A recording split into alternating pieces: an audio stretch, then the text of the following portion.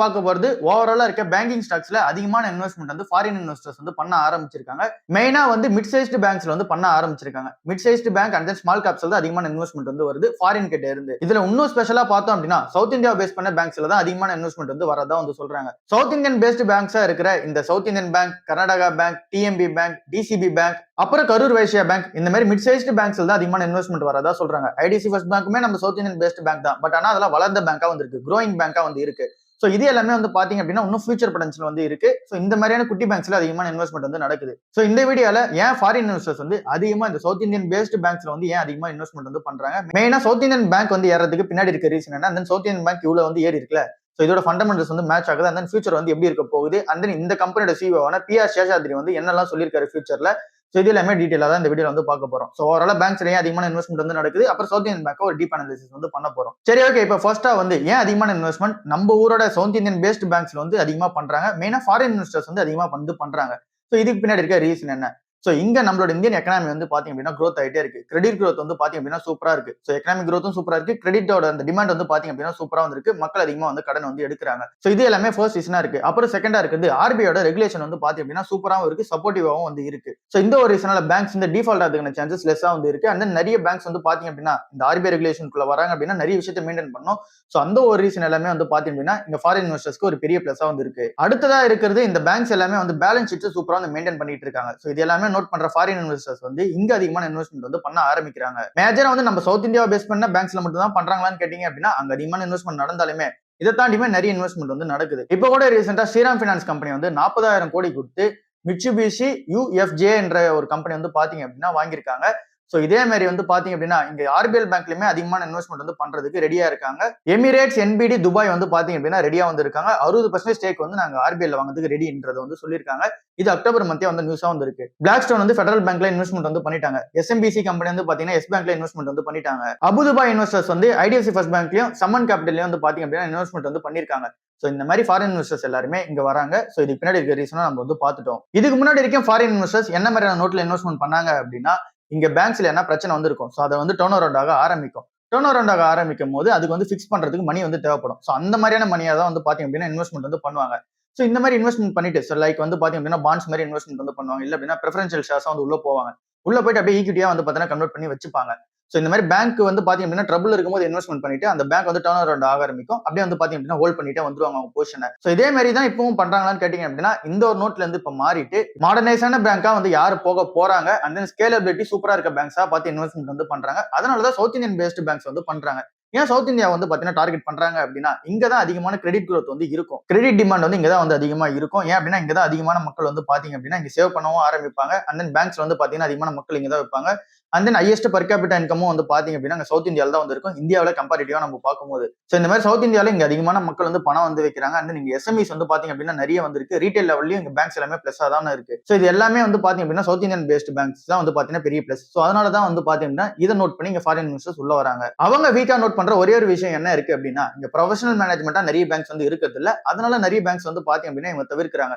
Like வந்து இந்த TMP பேங்கா இருக்கட்டும், இந்த மாதிரி பேங்க் எல்லாமே தவிர்க்கிறாங்க. பின்னாடி இருக்க ரீசன் என்ன அப்படின்னா இங்க அதிகமான ஃபாரின் இன்வெஸ்டர்ஸ் வந்து வர மாட்டாங்க. சவுத் இந்தியன் பேங்கை கம்பேர் பண்ணும்போது இங்க கம்மியா தான் இருக்கு. பின்னாடி இருக்க ரீசன் வந்து இங்க டிஎம்பி பேங்க் ரீஜனல் பேஸ்ட் பேங்கா வந்து இருக்கும், ப்ரொஃபஷனலி ரன்னா வந்து இருக்க மாட்டாங்க. அண்ட் தென் கம்யூனிட்டி ட்ரிவனா வந்து இருக்கும்.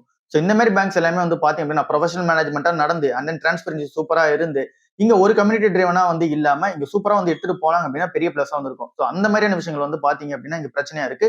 அதனால இந்த டிஎம்பி மாதிரி பேங்க்லாம் வந்து பாத்தீங்க அப்படின்னா இங்க இன்வெஸ்டர் சென்டிமெண்ட் அதிகமா வந்து இல்ல. சவுத் இந்தியன் பேங்க் மாதிரி கம்பேர் பண்ணும்போது இதே மாதிரி ஐடிஎஃப்சி ஃபர்ஸ்ட் பேங்க், ஃபெடரல் பேங்க்லாம் நம்ம பார்த்தோம் அப்படின்னா அது ஏற்கனவே growing bank and then fast growing பேங்கா வந்து இருக்காங்க. அங்க இந்த மாதிரி கம்யூனிட்டி ட்ரிவனாவும் இருக்க மாட்டாங்க, ப்ரொஃபஷனல் மேனேஜ்மெண்ட் வந்து சூப்பரா இருக்கும். இது எல்லாமே வந்து பாத்தீங்க அப்படின்னா மிஸ் ஆகிற ரீசன்னால இங்க டிஎம்பில அதிகமான இன்வெஸ்ட்மெண்ட் வந்து நடக்க மாட்டேங்குது ஃபாரின் இன்வெஸ்டர் சைட்ல இருந்து. பட் ஆனா அங்கேயும் வந்து கண்ணு வச்சுட்டு தான் இருக்காங்க, அங்கேயும் இன்வெஸ்ட்மெண்ட் நடந்துகிட்டு தான் இருக்கு. பட் ஆனா இங்க சவுத் இந்தியன் பேங்க்ல நடந்த அளவுக்கு இங்க டிஎம்பி பேங்க்ல நடக்குதுன்னும் போது இந்த பேங்க் வந்து பாத்தீங்க அப்படின்னா க்ரோ ஆக ஆரம்பிக்கும். சரி, ஓகே. சவுத் இந்தியன் பேங்க் வந்து இப்ப 41 ரூபாய் வந்து பாத்தீங்க அப்படின்னா ஆல் டைம் ஐயா வந்து இருக்கு. இதுக்கு ரீச் ஆகுது பின்னாடி ரீசன் என்ன அப்படின்னு சொல்லி பார்த்தோம் அப்படின்னா இந்த Q2 ரிசல்ட்ஸ் எல்லாமே சூப்பரா தான் வந்து இருந்துச்சு. அது நம்ம எல்லாருக்குமே வந்து தெரியும். அண்ட் தென் இந்த Q2 ரிசல்ட்ஸ் பத்தியுமே நம்ம டீடைலா வந்து டிஸ்கஸ் பண்ணுவோம் லேட்டர் ஆனா. அண்ட் தென் இதை தாண்டி இந்த பேங்க் ஏறதுக்கு பின்னாடி ரீசன் என்ன அப்படின்னா இந்த சவுத் இந்தியன் பேங்க்ல என்ன மாதிரியான அப்டேட்ஸ் வந்து சொன்னாங்களோ அது எல்லாமே கரெக்டா ஃபாலோ பண்ணிட்டாங்க. அப்புறம் வந்து மியூச்சுவல் ஃபண்ட்ஸ் வந்து அதிகமான இன்வெஸ்ட்மெண்ட் வந்து பண்ண ஆரம்பிச்சிருக்காங்க. ஒரு 10 மியூச்சுவல் ஃபண்ட்ஸ் கம்பெனி எல்லாமே சேர்ந்து இங்க 10% ஆஃப் த ஸ்டேக் வந்து மியூச்சுவல் ஃபண்ட்ஸா வந்து பாத்தீங்க அப்படின்னா சவுத் இந்தியன் பேங்க்ல ஓன் பண்ண ஆரம்பிச்சிருக்காங்க. மொத்தம் 26,000 கோடி ஷேர்ஸா வந்து பாத்தீங்க அப்படின்னா அந்த 10 மியூச்சுவல் ஃபண்ட் சேர்ந்து ஓன் பண்றதா வந்து இருக்கு. இல்ல இந்த பந்தன் ஸ்மால் கேப் ஃபண்ட் வந்து இருக்கு. அதே மாதிரி வந்து பாத்தீங்கன்னா கோட்டக்கோட மல்டி கேப் ஃபண்ட் வந்து பாத்தீங்கன்னா இருக்கு. இந்த ரெண்டுமே வந்து பாத்தீங்கன்னா அதிகமான போர்ஷன் வந்து ஓன் பண்றாங்க சவுத் இந்தியன் பேங்க்ல. FIIS ஓட சென்டிமெண்ட்டை பொறுத்தளவுல 17.6% வந்து பாத்தீங்க அப்படின்னா ஸ்டேக் வந்து வச்சிருந்தாங்க. இப்ப 17.9% ஸ்டேக் வந்து இன்க்ரீஸ் பண்ணிருக்காங்க. ஸோ ஷேர் ஹோல்டிங் பேட்டர்ல அப்படியே வந்து பாத்தீங்க அப்படின்னா சேஞ்சஸ் வந்து நடக்குது. ஆனா ரீட்டைல் இன்வெஸ்டர்ஸ் வந்து பாத்தீங்க அப்படின்னா 71.3% ஸ்டேக் வந்து வச்சிருந்தாங்க. இப்ப 70.2% ஸ்டேக் தான் வந்து வச்சிருக்காங்க. ஸோ ரீட்டைல் இன்வெஸ்டரோட போர்ஷன்ஸ் வந்து பாத்தீங்க அப்படின்னா டிராப் ஆக ஆரம்பிச்சிருக்கு. சரி ஓகே, இப்ப இந்த கம்பெனியோட Q2 ரிசல்ட்ஸ் வந்து எப்படி இருந்துச்சு, அந்த டைம்ல இந்த மேனேஜ்மெண்ட் வந்து சொன்னது என்ன, நெட் இன்ட்ரெஸ்ட் இன்கம் வந்து பாத்தீங்க அப்படின்னா விழுந்துச்சு. பட் ஆனா அந்த கம்பெனியோட ஹையஸ்ட் அவர் ப்ராஃபிட் வந்து பாத்தீங்க அப்படின்னா இந்த குவார்டர் தான் வந்து நடந்துச்சு. ஸோ இந்த மாதிரி இந்த ஃபினான்ஷியல் ஃபைஸ் வந்து எப்படி இருக்காங்க, அந்த மேனேஜ்மெண்ட் வந்து என்ன சொல்லியிருக்காங்க அப்படின்றத டீடைலா வந்து பார்ப்போம். ஹையஸ்ட் அவர் குவார்டர் ப்ராஃபிட் வந்து பாத்தீங்க அப்படின்னா இந்த வருஷம் தான் வந்து பண்ணியிருந்தாங்க. 351 கோடி ரூபாய்க்கு வந்து பாத்தீங்க அப்படின்னா நெட் ப்ராஃபிட்டா வந்து பதிவு பண்ணியிருந்தாங்க. ஸோ இந்த அளவுக்கு வந்து பாத்தீங்க அப்படின்னா பெரிய ப்ராஃபிட்டா வந்து இருக்கு. இது வரைக்கும் வரலாறுல வந்து பாத்தீங்க அப்படின்னா அவங்க பண்ணது கிடையாது. இந்த அளவுக்கு அந்த ப்ராஃபிட் ஏறதுக்கு பின்னாடி ரீசன் என்ன அப்படின்னா இந்த growth ஏரியாவா வந்து இருக்குது. ரீட்டைலும் MSME வந்து இருக்காங்க. ரீட்டைல் லோன்ஸ் வந்து 50%, MSME லோன் வந்து பாத்தீங்க அப்படின்னா 100% வந்து ஏறி இருக்கு. இது முன்னாடி வரைக்கும் அதிகமான கார்ப்பரேட் லோன்ஸ் வந்து கொடுத்திருப்பாங்க. ஒரு 10 கார்ப்பரேட்டுக்கு வந்து லோன் கொடுத்திருக்காங்க அப்படின்னா அங்க இருந்து அதிகமான ரெவன்யூ வந்து வரும். அவங்கள நம்பி தான் வந்து இருந்தாங்க. பட் ஆனா இப்போ சின்ன சின்ன ரீட்டைல் லோன்ஸ் வந்து கொடுத்திருக்காங்க. நிறைய MSME லோன்ஸ் வந்து கொடுத்திருக்காங்க. நிறைய லோன்ஸ் வந்து பாத்தீங்கன்னா கம்பைன் ஆகி வந்து இருக்கு. கார்ப்பரேட் லோன்ஸ்ல வந்து பாத்தீங்க அப்படின்னா போர்ஷனை கம்மி பண்ணிருக்காங்க. சோ இது எல்லாமே நடந்து நெட் ப்ராஃபிட் வந்து பாத்தீங்கன்னா சூப்பரா காமிச்சிருக்காங்க. பட் ஆனா நெட் இன்ட்ரெஸ்ட் இன்கம் வந்து பாத்தீங்க அப்படின்னா 8% வந்து விழுந்திருக்கு. இது வந்து பாத்தீங்க அப்படின்னா ஒரு நெகட்டிவ் செட்பேக் தான். நெட் இன்ட்ரெஸ்ட் மார்ஜின் வந்து பாத்தீங்க அப்படின்னா 2.8% வந்து குறைஞ்சிருக்கு. சோ இது வந்து ஏன் நடந்துச்சு அப்படின்றத வந்து சொல்றாங்க அப்படின்னா இதுக்கு வந்து மேனேஜ்மெண்ட் வந்து சொல்றது இதுல வந்து பெரிய பிரச்சனையா வந்து பாத்தீங்க அப்படின்னா நாங்க பார்க்கல அப்படின்றத சொல்றாங்க. ஏன் அப்படின்னா RBI வந்து இன்ட்ரெஸ்ட் ரேட் வந்து கட் பண்ணியிருந்தாங்க. RBI இன்ட்ரெஸ்ட் ரேட்டை கட் பண்றாங்க அப்படின்னா நாங்களுமே எங்களோட இன்ட்ரெஸ்ட் ரேட்டை வந்து கட் பண்ணி ஆகணும். சோ நாங்க எங்க இன்ட்ரெஸ்ட் ரேட்டை கட் பண்றோம் அப்படின்னும் போது எங்களுக்கு ப்ராஃபிட் வந்து பாத்தீங்கன்னா விழதானே செய்யும். சோ அந்த ஒரு ரீசனால நெட் இன்ட்ரெஸ்ட் இன்கம் வந்து கம்மியாகுது. நெட் இன்ட்ரெஸ்ட் மார்ஜினும் கம்மியாகுது. RBI வந்து ரெப்போ ரேட் வந்து கட் பண்ணாமலே இருந்தாங்க அப்படின்னா எங்களுக்கு பெரிய பிளஸா வந்து இருக்கும். ரெப்போ ரேட் ஏத்துனாங்க அப்படின்னா இன்னும் பெரிய பிளஸா வந்து இருக்கும். சோ அதனால இங்க ரெப்போ ரேட் நடக்கிறதுனால தான் எங்களுக்கு வந்து இதெல்லாம் ஷ்ரிங்க் ஆக ஆரம்பிக்குது. கார்ப்பரேட் லோன்ஸ் வந்து நாங்க அதிகமா கொடுத்திருப்போம். அதெல்லாம் வந்து ஷார்ட் டர்ம்ல வந்து பாத்தீங்கன்னா எங்களுக்கு ஈல்ட்ஸ் வந்து பெட்டரா வந்து வராது. அந்த ஒரு ஈல்ட்ஸ் வந்து பெட்டரா வராத ரீசனால எங்களால ப்ராஃபிட் வந்து கொஞ்சம் மேக் பண்ண முடியாது. சோ அதனால வந்து பாத்தீங்கன்னா ஷார்ட் டர்ம் பிரஷர் இருக்குதான் செய்யும் அப்படின்றத சொல்றாங்க. சோ இந்த ஒரு ரீசனால தான் நெட் இன்ட்ரெஸ்ட் மார்ஜின் வந்து குறையுது. நெட் இன்ட்ரெஸ்ட் மார்ஜினை பொறுத்தவரை எங்களால ஈஸியாவே 3% மேல மெயின்டைன் பண்ணிக்க முடியும். பட் ஆனா அதுக்கு RBI வந்து இன்ட்ரெஸ்ட் ரேட்டை கட் பண்ணாம இருக்கணும். இது எல்லாமே பெர்ஃபெக்ட்டா நடக்குது அப்படின்னா எங்களுக்கு பெர்ஃபெக்ட்டா தான் இருக்கும். சோ இந்த ஒரு ரீசனால 8% எங்களோட நெட் இன்ட்ரெஸ்ட் இன்கம் வந்து விழுது அப்படின்னா நாங்க வந்து பெருசா ஒரி பண்ணிக்க மாட்டோம் அப்படின்றத சொல்றாங்க. ஏன் அப்படின்னா 40% இவங்க வந்து லோன் கொடுக்குறது எல்லாமே அந்த RBI ரேட் கூட வந்து பாத்தீங்கன்னா லிங்க் ஆகப்பட்டிருக்கு. சோ அதனால வந்து பாத்தீங்கன்னா இது பெருசா இஷ்யூ கிடையாது அப்படின்றத சொல்றாங்க. அடுத்ததா கோல்டு லோன் பக்கம் வந்து இங்க PR சேஷாத்ரி சொல்றது என்னவா இருக்கு அப்படின்னா கோல்டு லோன் வந்து பாத்தீங்கன்னா மேனேஜ் பண்றது பெரிய ரிஸ்கா வந்து இருக்கும். அது வந்து பெரிய சேலஞ்சாவும் வந்து இருக்கும் அப்படின்றத சொல்றாங்க. கோல்டு லோனோட அவங்களோட அசெட் புக் வந்து பார்க்கும்போது 13% வந்து பாத்தீங்க அப்படின்னா இன்க்ரீஸ் பண்ணிருக்காங்க. சோ கோல்டு லோன்ல அவங்களோட போர்ஷன் வந்து இன்க்ரீஸ் பண்றாங்க. கோல்டு லோன் வந்து நாங்க தருவோம் அப்படின்றதையும் வந்து சொல்லியிருக்காங்க. அது என்ன உண்மைதான். பட் ஆனா அங்க வந்து பாத்தீங்க அப்படின்னா மேனேஜ் பண்றது கொஞ்சம் கஷ்டம்ன்றத சொல்றாங்க. சேலஞ்ச் வந்து பாத்தீங்கன்னா இருக்கிறதா சொல்றாங்க. ஏன் அதை சொல்றாங்க அப்படின்னா இப்ப கோல்டோட பிரைஸ் வந்து பாத்தீங்க அப்படின்னா அதிகமா ஷூட் அப் வந்து ஆயிடுச்சு. 50% மேல இந்த கோல்டோட பிரைஸ் வந்து பாத்தீங்க அப்படின்னா ஏறி இருக்கு. சோ இதனால வந்து பாத்தீங்க அப்படின்னா கோல்டுல அதிகமான மக்கள் வந்து இன்வெஸ்ட்மெண்ட் பண்றாங்க. பட் ஆனா அதே அளவுக்கான கோல்டு லோன் வந்து பாத்தீங்கன்னா வைக்கிறாங்க. சோ அதனால நாங்களும் கோல்டு லோன் உள்ள வரோம். பட் ஆனா ஒருவேளை கோல்டு வந்து கிராஷ் ஆகுதுன்னும் போது எங்களுக்கு பெரிய பிரச்சனை வந்து இருக்கும். லைக் வந்து 2011 to 12 வந்து பாத்தீங்க அப்படின்னா இதெல்லாம் நடந்துச்சு. 15, 16லயே வந்து பாத்தீங்க அப்படின்னா கோல்டோட பிரைஸ் வந்து விழுந்துச்சு. சோ அந்த மாதிரி டைம்ல வந்து நடக்குது அப்படின்னா எங்களுக்கு நெகட்டிவான செட்பேக்கா இருக்கும். சோ அதனால ஃபுல்லா கோல்டு லோன்ல எங்களால வந்து போக முடியாது. ரீட்டைல், MSME அப்புறம் கோல்டு லோன் வந்து ஃபோக்கஸ் பண்ணுவோம். ஹவுசிங் லோன்லயும் வந்து பாத்தீங்க அப்படின்னா ஃபோக்கஸ் பண்ணுவோம். சோ ஃபுல்லாவே கார்ப்பரேட் லோன்ஸ்ல இருந்த நாங்க வந்து ரீட்டைல், MSME அப்புறம் வந்து பாத்தீங்க அப்படின்னா ஹவுசிங் லோன் அடுத்ததான் வந்து பாத்தீங்க அப்படின்னா தான் நாங்க கோல்டு லோன் உள்ள வருவோம் அப்படின்றது வந்து சொல்றாங்க. சோ இந்த ஒரு ஃபோக்கஸ் நாங்க வரதுக்கு பின்னாடி ரீசன் வந்து ஒருவேளை கோல்டோட பிரைஸ் விழுந்துச்சு அப்படின்னா எங்களுக்கு பெரிய பிரச்சனையா இருக்கும். சோ இது சிம்பிள் எக்ஸாம்பிளா பார்த்து அப்படின்னா 10 லட்ச ரூபாய்க்கு வந்து பாத்தீங்க அப்படின்னா இப்ப கோல்டோட பிரைஸ் இருக்கு அப்படின்னா நீங்க யாருன்னா எடுத்துட்டு போய் லோன் வைக்கிறாங்கன்னும் போது 8 லட்ச ரூபாய் வந்து பாத்தீங்க அப்படின்னா லோன் அமௌண்ட் தருவாங்க. மீதி 2 லட்ச ரூபாய் வந்து பாத்தீங்க அப்படின்னா சேஃப்டி பேக்கப்பா தராம வந்து வச்சிருப்பாங்க. சோ இப்போ வந்து பாத்தீங்க அப்படின்னா ஒருவேளை கோல்டோட பிரைஸ் வந்து 8 லட்ச ரூபாய்க்கு இறங்கிருச்சு. அந்த கோல்டோட வேல்யூ வந்து பாத்தீங்கன்னா 8 லட்ச ரூபாய் ஆயிடுச்சு. இல்ல அப்படின்னா 6 லட்ச ரூபாய் ஆயிடுச்சு அப்படின்னா அது பேங்க் வந்து பெரிய பிரச்சனை தானே. சோ இதனால வந்து பாத்தீங்க அப்படின்னா அந்த அளவுக்கான போர்ஷன் வந்து எங்களால கோல்டு லோன்ல வைக்க முடியாதுன்னு சொல்றாங்க. அசெட் குவாலிட்டியை பொறுத்த அளவுல நாங்க NPS வந்து குறைச்சிக்கிட்டே தான் வந்து வரோம். சோ அது வந்து பாத்தீங்க அப்படின்னா எங்களோட cross NPA net NPA check பண்ணாலே தெரியும் அப்படின்றத சொல்றாங்க. அதுக்கேற்ற மாதிரியே கிராஸ் NPA நெட் NPA வந்து பாத்தீங்கன்னா குறைஞ்சிட்டே தான் வருது. அதை தாண்டி கேபிட்டல் அடிக்வசி ரேஷியோமே வந்து பாத்தீங்க அப்படின்னா சூப்பரா மெயின்டைன் பண்ணிட்டு வராங்க. RBI வந்து என்ன ரேட்ல இந்த கேபிட்டல் அடிக்வசி ரேஷியோ மெயின்டைன் பண்ண சொல்றாங்களோ அதோட அபோவ்ல தான் வந்து இருக்காங்க. சோ சூப்பரா வந்து பாத்தீங்க அப்படின்னா அதுலயும் வந்து இருக்காங்க. அண்ட் நீங்க ப்ரொவிஷன்ஸா வந்து வரும்போது அதுக்குமே தனியா அமௌண்ட் வந்து பாத்தீங்கன்னா எடுத்து வச்சுட்டு தான் வந்து இருக்காங்க. இங்க ப்ரொவிஷன்ஸ் என்ன அப்படின்னா இங்க பேட் லோன்ஸ் எதனா தராங்கன்னும் போது அது ஒருவேளை ரிஸ்க்ல வந்து போய் முடிகிற லோன்ஸா இருந்துச்சு அப்படின்னா அதுக்காக ஏற்கனவே வந்து ப்ரொவிஷன்ஸ் வந்து எடுத்து வச்சிருப்பாங்க. ஃபார் எக்ஸாம்பிள் இந்த கம்பெனி ஒரு 50 கோடி ரூபாய் கடன் வந்து தருது. அந்த கடன் வந்து பாத்தீங்க அப்படின்னா திரும்ப வராம போகலாம் அப்படின்ற மாதிரியான டோன்ல இருக்காங்க அப்படின்னா இந்த கம்பெனி ஒரு 100 கோடி ரூபாய் ப்ராஃபிட் பண்ணும்போது அதுல இருந்து ஒரு 50 கோடி ரூபாய் எடுத்து இந்த ப்ரொவிஷன்ஸா வந்து வச்சிருவாங்க. இந்த 50 கோடி ரூபாய் ஒருவேளை பிரச்சனையா முடியுதுன்னும் போது இந்த 50 கோடி ரூபாய் வச்சு வந்து பாத்தீங்கன்னா சால்வ் பண்ணிக்கலாம் அப்படின்ற மாதிரி அந்த ப்ராஃபிட்ல இருந்து தனியா ஒரு அமௌண்ட் எடுத்து வச்சிருப்பாங்க. சோ இந்த மாதிரி ப்ரொவிஷன்ஸுமே வந்து பாத்தீங்க அப்படின்னா சூப்பரா தான் வந்து வச்சிருக்காங்க. இந்த கம்பெனி கிட்ட இருக்க அந்த ஒரே இஷ்யூ என்ன அப்படின்னு சொல்லி பார்க்கும்போது காசா ரேஷியோ வந்து 31ல இருந்து 32% தான் வந்து இருக்கு. சோ இது வந்து பாத்தீங்க அப்படின்னா இங்க பெரிய பெரிய பேங்க்ஸோட கம்பேர் பண்ணும்போது கொஞ்சம் கம்மியா வந்து இருக்கு. HDFC பேங்க், ஐசிசி பேங்க் கூட கம்பேர் பண்ணும்போது இது வந்து பாத்தீங்கன்னா கம்மியா இருக்குதான் சொல்றாங்க. காசா ரேஷியோ கம்மியா இருந்தது அப்படின்னா இந்த கம்பெனி என்ன மாதிரியான பிரச்சனையா இருக்கும் அப்படின்னு சொல்லி பார்த்தோம் அப்படின்னா இங்க பேங்க்குமே வந்து பாத்தீங்க அப்படின்னா கடன் வாங்கி தான் வந்து அவங்க பேங்க் வந்து ரன் பண்ணிக்கிட்டு இருக்காங்க. பேங்க் வந்து நம்ம கிட்ட இந்த கடன் வாங்கி இல்ல அப்படின்னா இன்வெஸ்டர்ஸ் கிட்ட இருந்து கடன் வாங்கி அதுக்கு ஒரு இன்ட்ரெஸ்ட் ரேட் வந்து கொடுப்பாங்க. அந்த இன்ட்ரெஸ்ட் ரேட்டை விட நமக்கு கடன் கொடுக்குற இன்ட்ரெஸ்ட் ரேட் வந்து பாத்தீங்க அப்படின்னா அதிகமா இருக்கும். சோ இப்போ வந்து பாத்தீங்க அப்படின்னா இங்க கம்மியான அந்த காசா ரேஷியோ இருந்துச்சு அப்படின்னா இவங்களே அதிகமான வட்டி வந்து தர மாதிரி இருக்கும். சோ அதனால அவங்க ப்ராஃபிட் வந்து பாத்தீங்க அப்படின்னா இங்க அடி வாங்கும். சோ இது எல்லாமே வந்து பாத்தீங்க அப்படின்னா அந்த காசா ரேஷியோ கம்மியா இருக்குது பின்னாடி இருக்க ரீசனா வந்து இருக்கு. சோ அதுல ஒரு செட்பேக் வந்து இருக்கு. சோ இந்த காசா ரேஷியோ பொறுத்தவரை இது வந்து பெரிய பெரிய பேங்க்ஸ் கூட கம்பேர் பண்ணும்போது வந்து பாத்தீங்க அப்படின்னா கம்மி. பட் ஆனா இவங்களோட அந்த ஒரு காம்படிஷன்ல இருக்க பேங்க்ஸ் கூட கம்பேர் பண்ணும்போது குட்டா தான் வந்து பாத்தீங்கன்னா மெயின்டைன் பண்ணிட்டு இருக்காங்க. இப்போ அடுத்ததான் இந்த கம்பெனியோட ஃபினான்ஷியல்ஸ் பக்கம் வந்து போவோம். பாஸ்டா வந்து எந்த அளவுக்கான ஃபினான்ஷியல்ஸ் வந்து மெயின்டைன் பண்ணிட்டு இருந்தாங்க, எந்த அளவுக்கு வந்து பாத்தீங்க அப்படின்னா அவங்களோட நெட் இன்ட்ரெஸ்ட் இன்கம் அண்ட் நீங்க ப்ராஃபிட் வந்து பாத்தீங்க அப்படின்னா growth ஆயிட்டே வருது அப்படின்றத வந்து பார்ப்போம். இங்க இயர் ஆன் இயர் வந்து பார்க்கும்போது இல்ல அப்படின்னா குவார்டர் ஆன் குவார்டர் பார்க்கும்போது அவங்களோட ப்ராஃபிட் வந்து ஏறிட்டே வருது அப்படின்னா ப்ராஃபிட் அண்ட் தென் ரெவன்யூ ஏறிட்டே வருது அப்படின்னும் போது இந்த பேங்க் வந்து சூப்பரா தான் பெர்ஃபார்ம் பண்ணிட்டு இருக்காங்க தான் அர்த்தம். சோ அந்த ஒரு ரீசனால பாஸ்ட் பெர்ஃபார்மன்ஸ்ல எப்படி இருக்கு அப்படின்றத வந்து பார்க்கலாம். சோ அதுக்கு ஒரு டேட்டாவோட வந்து பார்த்துடலாம். மார்ச் 2022 அப்போ இங்க இன்ட்ரெஸ்ட் இன்கம் வந்து பாத்தீங்க அப்படின்னா இங்க 6586 கோடி ரூபாய் வந்து பாத்தீங்க அப்படின்னா நெட் இன்ட்ரெஸ்ட் இன்கமா வந்து இருக்கு. அது அப்படியே இங்க மார்ச் 2023 வந்து பாத்தீங்க அப்படின்னா 7000 சில்லற கோடி ரூபாய் வந்து இருக்கு. அப்படியே மார்ச் 2024 8000 சில்லற கோடி ரூபாவா வந்து இருக்கு.